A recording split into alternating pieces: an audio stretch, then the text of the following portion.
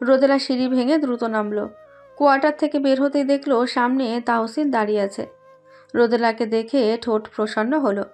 তাহসিনকে দেখতেই রোদেলাকে লজ্জায় তাদের অদৃশ্য চাদরে মুড়িয়ে নিল। রোদেলা মাথা নিচু করেই তাহসিনের সামনে গিয়ে দাঁড়ালো।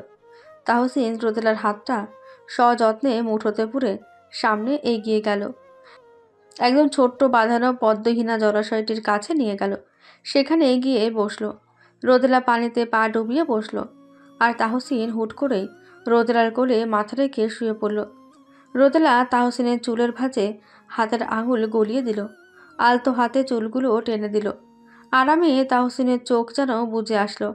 তাহসিন চোখ বন্ধ করেই বলল, তুমি যেন আমার এক প্রকার অভ্যাস হয়ে গিয়েছো মাইমুন।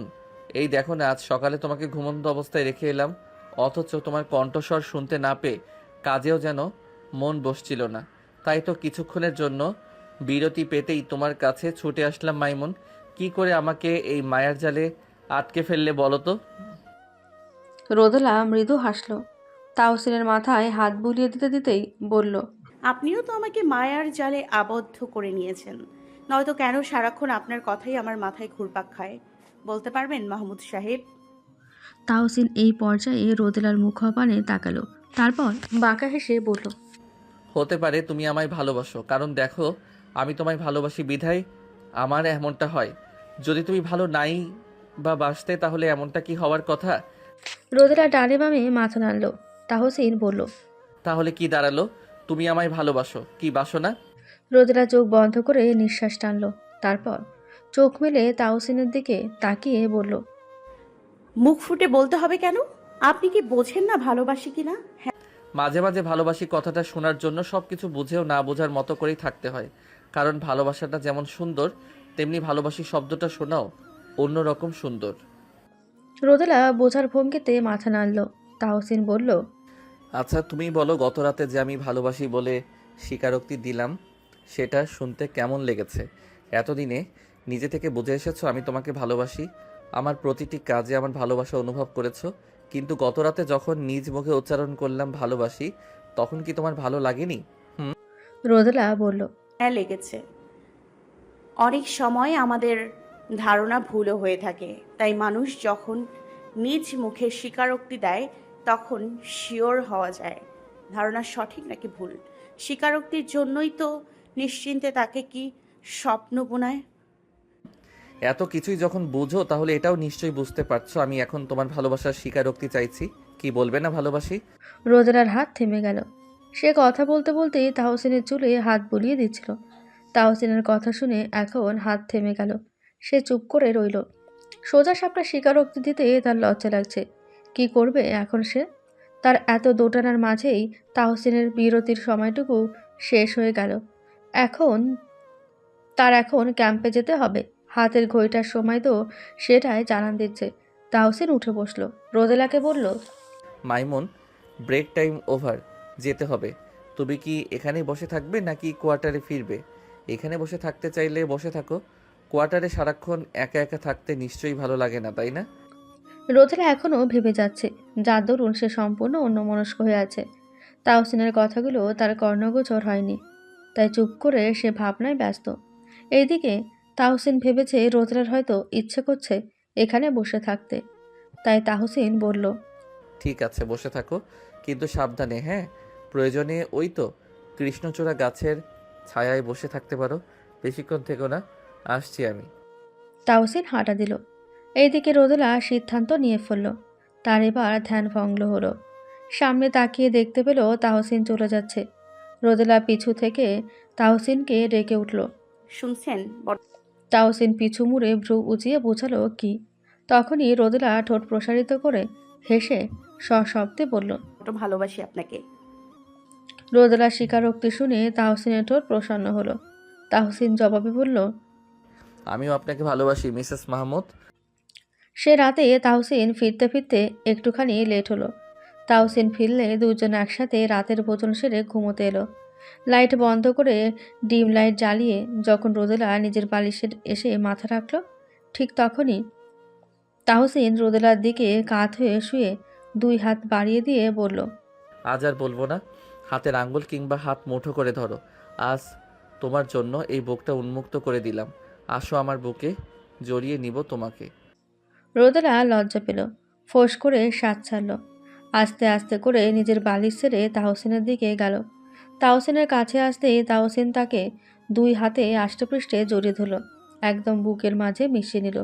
কপালে গাঢ় একটা চুমু খেলো, বলল, তোমাকে ছোট্ট পাখির ছানার ন্যায় সারা জীবন আমার এই বক্ষ মাঝে লুকিয়ে রাখবো, ভালোবাসায় আবৃত করে আগলে রাখবো। থাকবে তো আমার বক্ষের মধ্যিখানে। আপনার বক্ষ মাঝেই তো আমার সকল সুখ শান্তি নিহিত। তাহলে না থাকার প্রশ্নই আসে না। আমি নির্বিঘ্নে নির্দ্বিধায় জীবনের শেষ নিঃশ্বাস অবধি আপনার বক্ষ মাঝে আশ্রয় চাই। মাথা রেখে নিশ্চিন্তে শত রজনী পার করতে চাই। আপনার বক্ষ মাঝে থেকেই পৃথিবীর সবটুকু সুখ খুঁজে নিতে চাই। রোদেলার কথা শুনে তাহসিন তৃপ্তিময় হাসল, ডেকে উঠল আহ্লাদ করে। ও মাইমুন, রোদেলা ছোট্ট করে বলে উঠল, হুম, তুমি এত ভালো কেন? কারণ আপনি ভালো। ভালোবাসি মাইমুন। রোদেলা হেসে বলল। আমিও ভালোবাসি।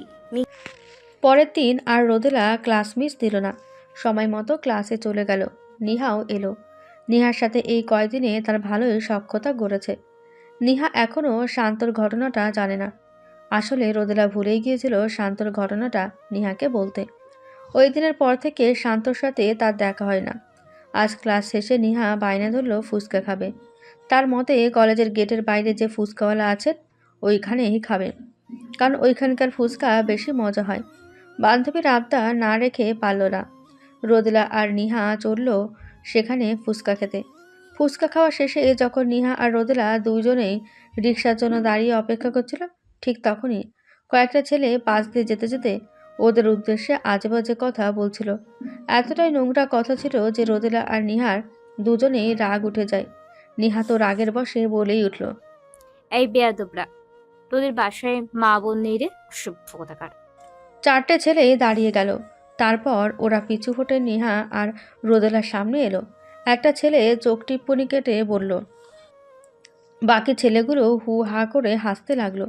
রোদেলা নিহার হাত টেনে বলল, হ্যাঁ, এসো। কুকুর কামড়ালে কি আমরাও কুকুরকে কামড়াবো নাকি? এসো তো। এদের মতো বেয়াদ্দবের সাথে কথা বলে লাভ নেই। একটা ছেলে রোদেলার দিকে তেড়ে এসে বলল। কথাটা বলতে ছেলেটির নাক বরাবর কেউ একজন ঘুষি মারল। ঘটনায় রোদেলা আর নিহা দুজনেই হকচকিয়ে গেল। পাশ ফিরে তাকাতেই দেখল শান্ত।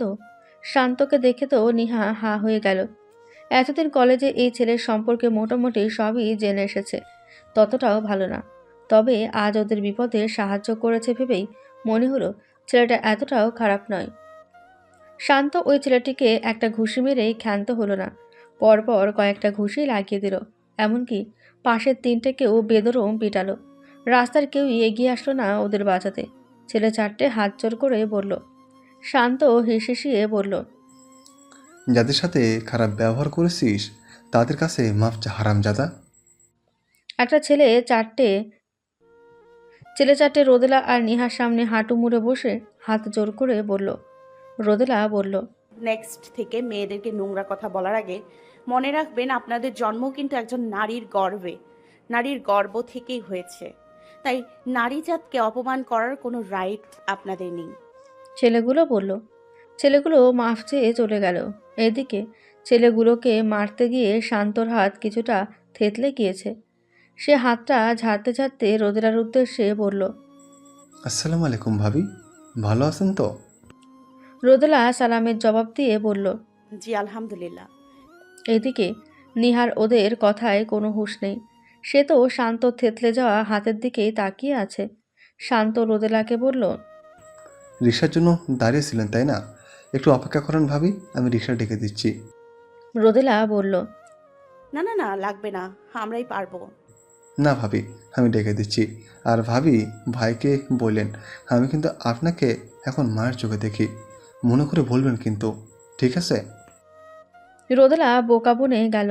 তার বয়সের থেকেও বড় এই ছেলে কিনা বলছে তাকে মায়ের চোখে দেখে।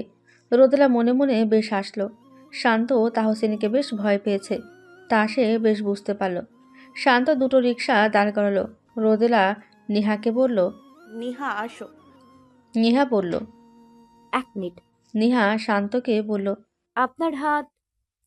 শান্ত নিজের হাতের দিকে তাকালো, তারপর বলল। ও কিছু না, সেরে যাবে। নিহা বলল। এই 1 মিনিট দাঁড়ান। নিহা ব্যাগের থেকে পানির বোতল বের করে শান্তর হাতের থেতলে যাওয়া অংশটাতে পানি ঢালল। এতে শুকনো রক্তগুলো সরে গেল। নিহা পানির বোতল ব্যাগে রেখে ব্যাগ থেকে তার রুমালটা বের করলো। যত্ন করে শান্তর হাতে পেঁচিয়ে দিয়ে বলল। মনে করি ডক্টরের কাছে যাবেন। ডক্টর ব্যান্ডেজ করে দিলে আর সমস্যা হবে না। আসছি। নিহা রোদেলার থেকে বিদায় নিয়ে রিকশাতে উঠল। এদিকে শান্ত আর রোদেলা দুজনেই হাঁ হয়ে নিহার কাণ্ড দেখল। রোদেলা অলরেডি রিকশাতেই উঠে বসেছিল। নিহার রিকশা চলতে রোদেলার রিকশাও বিপরীত দিকে চলতে শুরু করলো। দুই বান্ধবী দুই রাস্তা দিয়ে নিজেদের বাসায় পৌঁছাতে লাগলো। ওইদিকে ওরা যাওয়ার পর শান্ত একবার নিজের হাতের দিকে তাকালো। পরপরই নিহার চলন্ত রিকশার দিকে তাকিয়ে ফোঁস করে শ্বাস ফেলে পাশে টঙের দোকানে গেল। টঙের দোকানে শান্ত এবং তার বন্ধুরা বসা ছিল। ওই দোকান থেকে ছেলেদের ওসব কথা শুনে শান্ত এগিয়ে গিয়েছিল এবং ওদেরকে গিয়ে মেরেছিল। পুনরায় দোকানে ফিরতে শান্তর বন্ধুরা বলল। কিরে শান্ত, তুই না ওই মেয়েটাকে প্রপোজ করছিলি, তাহলে কেন ওই মেয়েটাকে ভাবি ভাবি বলে ডাকলি? শান্ত চায়ের কাপ হাতে নিতে নিতে বলল। প্রপোজ তো করেছিলাম না জানে, আসলে ওকে ভালো লেগেছিল তাই প্রপোজ করেছিলাম। পরে জানতে পারলাম ও ম্যারিড, হাজবেন্ড একজন মেজর, তাই সরে এলাম। কারণ বিবাহিত মেয়ের সাথে লাইন মারতে যাবো কোন দুঃখে? দুনিয়াতে কি মেয়ের অভাব পড়ছে নাকি? হ্যাঁ, বিশ্বাস কর, যদি মেয়েটা ম্যারিড না হতো তাহলে আমি যে করে হোক মেয়েটাকে বিয়ে করতাম। কিন্তু এখন যেহেতু জানলাম ম্যারিড, তাই সরে এলাম। দুনিয়াতে আরও অনেক মেয়ে আছে, বিয়ে করার সময় হলে ঠিক একটা না একটা পেয়েই যাব। শান্তর আরেক বন্ধু দুষ্টমি করে বলল। তবে চান্স আর একটা নিতে পারিস। কাজকে পাসনি তো কি হয়েছে, কাছের বান্ধবীটাও কিন্তু দেখতেছি। দূর, এসব বলিস না তো, এসবে আমি আপাতত নেই। একটা ধোকা খেতে খেতেও বেঁচে গিয়েছি, না জেনে শুনে অন্যের বউকে প্রপোজ করেছি। ছি ছি ছি, কি লজ্জাজনক ঘটনা। আরে শোন বন্ধু, ওইটা তো না জেনে করেছিস। দেখলি না ওই মেয়েটার বান্ধবী কত যত্ন করে তোর হাতে রুমাল বেঁধে দিল? নিশ্চয়ই মেয়েটিরও তোকে ভালো লেগেছে, নয়তো অমন যত্ন করে কেনই বা হাতে রুমাল বেঁধে দিবে তুই বল? শান্ত হাতের রুমালের দিকে একবার তাকালো, তারপর ভাবল এভাবে কেউ কখনো তাকে যত্ন করেনি। সবাই শুধু তাকে খারাপ বলে তুচ্ছ-তাচ্ছিল্যই করে গিয়েছে। তার শরীরের আঘাত কেউ দেখেও নি, অথচ ক্ষত হয়েছে কিন্তু মেয়েটি যেন ব্যথা পেয়েছে। এমন করেই তার হাতে নিজের রুমালটা বেঁধে দিল। শান্তর বন্ধু পাশ থেকে আলতো ধাক্কা দিয়ে বলল। কিরে, কি ভাবছিস? শান্তর হুঁশ ফিরল।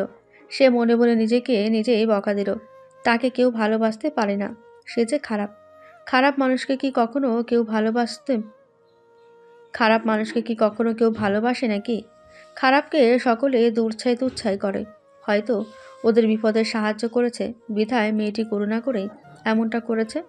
মোটেও এখানে ভালোবাসার কোনো সংযোগ নেই। তখন রাত্রি 8টা বাজে।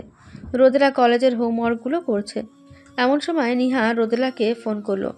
রোদেলা ফোন রিসিভ করলেই নিহা শুধালো। কি করছো রোদ? ক্লাসের হোমওয়ার্কগুলো করছি। তুমি? আমি একটা কথা জিজ্ঞেস করার ছিল। বলো। আচ্ছা, শান্তনা কি যেন নাম, সে কেন তোমাকে ভাবি ভাবি বলে ডাকলো?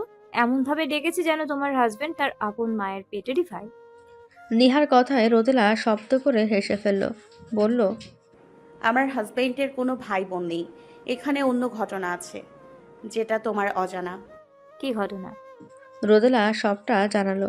শান্ত তাকে প্রপোজাল দিয়েছিল, এরপর তাহসিনের সাথে কথা সবটুকু জানালো। নিহা তো পুরো অবাক। নিহা শব্দ করে হেসে বলল। শেষেমেশে কিনা তোমার হাজবেন্ডকেই ভাই বানিয়ে ছাড়লো? রোদেলাও হেসে বলল। হ্যাঁ। আচ্ছা নিহা, সত্যি করে বলো তো, তুমি কি শুধুমাত্র আমাকে কেন ভাবি বলে ডেকেছে সেটা জানার জন্য ফোন করেছো নাকি অন্য কারণে? নিহা আমতা আমতা করে বলল। তুমি তো আমার বেস্ট ফ্রেন্ড, তোমার কাছে কিছু লুকিয়ে লাভ নেই। তোমার কাছ থেকে পরামর্শ নেওয়ার জন্যই তো ফোন করা। হ্যাঁ বলো, শুনে দেখি কোনো পরামর্শ দিতে পারি কিনা। আসলে ছেলেটাকে না আমার ভালো লেগে গিয়েছে। মানে সে যতই মারামারি করে না কেন, দেখো আজ আমাদের বিপদে সে এসে আমাদের সাহায্য করেছে। সে যদি না আসতো কি হতো ভেবে দেখেছো? কিন্তু আমার জানা মতে ছেলেটা তো অতটাও ভালো না, চরিত্রের গ্যারান্টিও দিতে পারছি না। দেখো, আমাদের এসে সাহায্য করেছে, কিন্তু খোঁজ নিয়ে দেখো সে এবং তার বন্ধুরাও অন্য মেয়েদের এভাবে ট্রিট করে। তাহলে তুমিই বলো, এই রকম ক্যারেক্টারলেস ছেলেকে জীবনসঙ্গীর স্থানটা যে দেবে, সে কি আসলে এই স্থানটা পাওয়ার যোগ্য? নেহা বলল, আমি জানি সে কেমন। দেখো, মানুষকে সুযোগ দিতে হয়, সেই সুযোগে যদি নিজেকে বদলে ফেলো তাহলে তো ভালোই। সব মানুষের অতীত ভালো হয় না। এখন অতীতের কথা ভেবে যদি তাকে আমরা তুচ্ছ তাচ্ছিল্য করি তাহলে কি করে হয়? মানুষ হুট করেই খারাপ হয়ে যায় না। এই খারাপ হওয়ার পিছনে অনেক কারণ থাকে। হয়তো তারও আছে। আমার মতে একজন জীবনসঙ্গী পারে তার মানুষটাকে খারাপ পথ থেকে ফিরিয়ে আনতে। আমিও জানি আমি চেষ্টা করলেই পারবো। ওকে একটা চান্স দিতে চাইছি। একটু চেষ্টা করে দেখি না, কি বলো? তুমি যেটা বলছো ঠিক বলেছো, কিন্তু চান্স দিতে যেয়ে যদি তুমি তাকে ভয়াবহ ভালোবেসে ফেলো, তখন কি করবে? তখন যদি ওই মানুষটাকে সঠিক পথে ফিরিয়ে না আনতে পারো, তখন তো নিজে তার দহনে পড়বে। না পারবে থেকে যেতে, আর না পারবে ছেড়ে আসতে। নিজের জীবনটাই তখন বৃথা মনে হবে। কি দরকার জেনে শুনে আগুনের গর্তে পা রাখার? ওপাশ থেকে নিহা দীর্ঘশ্বাস ফেলার শব্দ শোনা গেল। নিহা বলল, আমি আজকের রাতটুকু ভেবে দেখতে চাই। ঠিক আছে, ভেবে চিন্তে দেখো, যেটাতে তোমার মন সায় দেয় সেটাই করিও। আমি তোমার পাশে আছি, নিহা। থ্যাংক ইউ রোদ পাখি। কথা শেষে রোদেলা ফের পড়তে বসল। অন্যদিকে নিহা কলম দিয়ে খাতায় আঁকিবুকি করতে থাকলো। তার মন বারবার বলছে শান্ত ছেলেটা অতটাও খারাপ নয়, তাকে জীবন সঙ্গী স্থানে বসালে মন্দ হবে না। আবার নিজের ফ্যামিলির কথাও ভাবলো, তবে ফ্যামিলি মানবে তো? সে তো ছেলেটার ব্যাকগ্রাউন্ড সম্পর্কে কিছু জানে না। এভাবে কিছু না জেনে শুনে আগানো কি ঠিক হয়? পরক্ষণেই ভাবলো, ভালোবাসা কি এত কিছু ভেবেচিন্তে হয়? ভালোবাসলে মেনে নিতে কিংবা মানিয়ে নিতে শিখতে হয়। কোনো মানুষই নিখুঁত হয় না, সবার মাঝেই কিছু না কিছু খুঁত থাকেই। সে খুঁত নিয়ে তাকে ভালোবাসতে হয়, ভালোবাসা দিয়ে তাকে নিখুঁত করে নিতে হয়। নিহা সিদ্ধান্ত নিয়ে ফেলল, সে এই ছেলেটিকেই ভালোবাসবে, ভালোবেসে তাকে সুপথে নিয়ে আসবে। তবেই না সে বলতে পারবে তার ভালোবাসার মানুষটির সফলতার পেছনে সে ছিল। প্রত্যেক সফল পুরুষের পেছনে নাকি একজন নারীর অবদান থাকে। তাহলে তাই হোক, তার অসফল পুরুষটার সফলতার পিছনে না হয় সেই থাকবে। তাকে ভালোবেসে সুফতে এনে গর্বের সাথে বলবে, এই সফল পুরুষটার পেছনে ঢাল হয়ে দাঁড়িয়ে থাকা নারীটি তো আমিই ছিলাম।